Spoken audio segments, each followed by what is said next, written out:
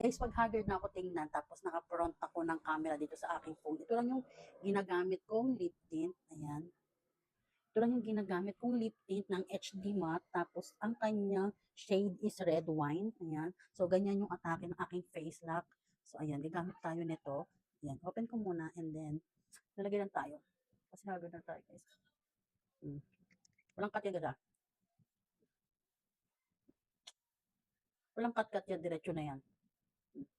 Diba? Nakaka-fresh siya, guys. Love na love ko talaga tong HD matte eh. Yung shade niya talaga red wine, ang ganda-ganda. Nakakabilis niya lang din maka fresh. 'Di ba? Ito lang yan guys, oh.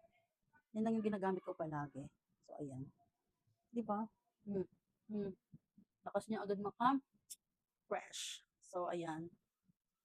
Hmm. 'Di ba? Walang cut-cut yan guys tong video na to ha. So kung gusto niyo din ito, ilalagay ko na lang diyan sa aking yellow basket. I-share ko na lang yung link diyan.